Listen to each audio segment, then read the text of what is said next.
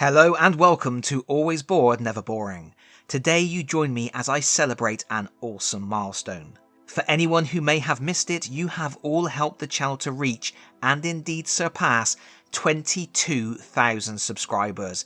And that is a terrifyingly huge number that brings me out in a cold sweat if I think about it too much. Once upon a time, I was making frankly awful videos, and I was delighted if 100 people watched them. Now the channel is bringing in thousands of views every day, and only 2 months ago I had one of my biggest successes to date with the Hearts of Iron video, which has been watched over 105,000 times. Now, I never intended to be a YouTube content creator, it just sort of happened, and to have an audience of over 22,000 people is incredible to me. It's doing nothing for my imposter syndrome. Only recently, one of my best friends introduced me as a YouTuber while we were out, and it sent me into such a spiral of social anxiety I almost stopped functioning as a human being for about 20 minutes. But I do have to start accepting the fact that somehow this is what I do now. And the fact I do this at all is really only possible because of all of you. So as always, when we reach one of these milestones, I want to take the opportunity to thank all of you for everything you've done. Everyone who watches my videos, likes, comments, shares and subscribes is doing so much to help the channel get bigger and bigger. And that really is amazing because it means new opportunities are constantly opening up for the channel, and I get to continue doing what I love while sharing loads of cool games with all of you. So genuinely, thank you. None of this happens without your support, so please keep on doing what you're doing, and hopefully we can keep on growing. Now, often when I reach a milestone, I do something a bit special, treat myself or do a more personal video, but I didn't really have anything planned for this. I do have something in the pipeline that I think will be of interest to a lot of people, but I will have to save that for another day. Perhaps if we can get to 23,000 subscribers. That would be nice. Please subscribe if you haven't done so already and help us get a head start on that. However, I did want to do something else in this video besides saying thank you, so I thought, what the heck, let's get Scooby-Doo involved. One of the many cool things about running this channel, and something which I never expected and which always catches me off guard, is subscribers will sometimes send me gifts. Only recently I did a video looking at some classic old Hammer Skaven that was sent to me by Benjamin Connell. I also recently received a set of HeroClix Scooby-Doo miniatures from subscriber Armordillo. He knows I'm a big Scooby fan. Really, who isn't? And he sent along this set of pre-painted Clix miniatures along with a selection of spooky foes to chase them around. I don't actually have a lot of experience with HeroClix. Way back in the mists of time, I thought it might be fun to collect a miniatures game, and at that time I had a choice of HeroClix or the Lord of the Rings tradable miniatures game from Sabretooth Games. Naturally, I went for Lord of the Rings. A few years after that, while I was on holiday in America, I was in a little game shop in San Francisco and they had the Alien vs Predator HorrorClix stuff in there, so I picked it up cheap. However, I never really got on with the game and eventually I sold it all. I wish I had kept it. I could have rebased the miniatures and used them in Alien vs Predator The Hunt Begins. Since then, I have played a few games that make use of Clix bases, Mage Knight, Nazgul and the Gotham City strategy game, but I have never gone back to HeroClix proper. With this gift of the Scooby Gang and some HorrorClix monsters, I did revisit the rules, but for some reason, and you will pardon the pun, they just don't click with me. But I do love these Scooby Gang miniatures. These simple bold pre-paints work really well with the classic cartoon style, and I want to use these miniatures in other games. First, I was thinking they would be great for Betrayal at House on the Hill. Obviously, they fit with that spooky vibe, and it would be fun to run around a haunted house with them. Plus, I've been meaning to pick up the Scooby-Doo reskin of Betrayal at Mystery Mansion. That version comes with cardboard standees for the gang, so these Clix figures would be perfect replacements.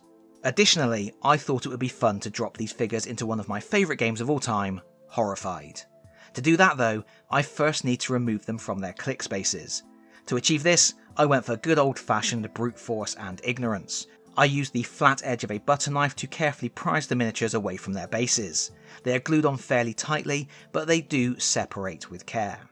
Looking at the base and the underside of the miniature, I was thinking it would be quite easy to magnetise them, so I could swap them from Clix bases to regular miniatures bases for other tabletop games. But ultimately, I decided there was very little chance these guys would be returning to the Clix system, so I just superglued them to some of these ridged 30mm bases I had lying around. I didn't even bother painting the bases, I just didn't think it was necessary. And here are the gang in action, scooting around the town trying to fend off the Wolfman and his buddies. It's easy enough to just substitute these miniatures for the standees that come with the Horrified game, but I thought it might also be fun to come up with some rules for each of the characters. Anyone who follows the channel with any kind of regularity will know I don't tend to do a lot of homebrewing. I generally play games as they were intended to be played, only occasionally making minor adjustments if I feel I really need to. But I thought this would be an amusing endeavour and a break from the usual kind of thing I talk about here on the channel. And the aim was not to worry about balance or anything like that, I'm just goofing around after all, but I wanted to try to capture the characters of the characters within the framework of the original Universal Monsters edition of Horrified.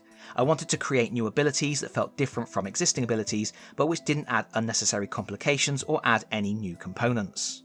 I started with Fred.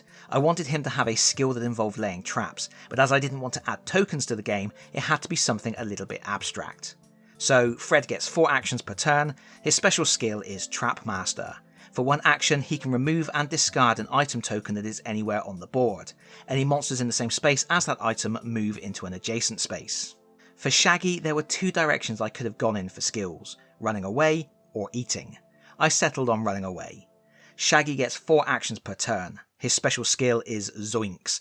Whenever Shaggy starts his turn on a space with a monster, or enters a space with a monster, he gains 1 action that must be used to immediately move out of that monster's space. He cannot interact with items on any space containing a monster.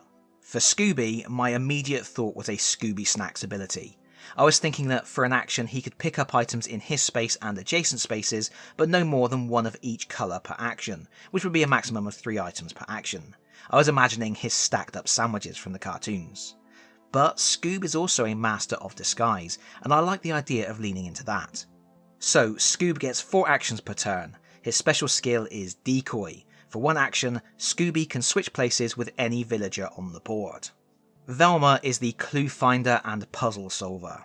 She gets 3 actions per turn. Her special skill is Jinkies. For 1 action, Velma can move to the space on the board that has the most items on it. If she picks up at least 3 items during her turn, she gains 1 free action.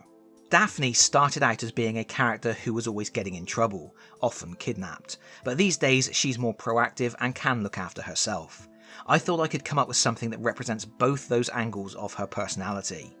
So she gets 4 actions per turn, and her special skill is Damsel in Distress. For 1 action, she can draw a monster from an adjacent space into her space. When Daphne moves, she can choose to move monsters with her like villagers. And then we have Scrappy-Doo. He's always up for a fight with the monsters, but his friends will drag him away from danger. He gets 4 actions per turn, and his special skill is Let Me At 'Em. When monsters attack him, Scrappy-Doo can force a monster to reroll 1 dice for each villager or investigator in the same space, including himself. Each dice can only be rerolled once. And that's it, that's my take on running the Scooby gang in Horrified.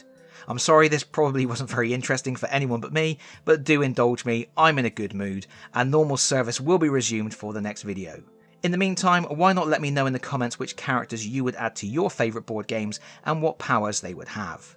Thank you once again for all of your support, and as always, if you like the video, please consider pressing the like button. If you really like the video, please consider subscribing if you don't already do so, and hopefully, I will see you all again very soon. Bye bye everyone, bye bye.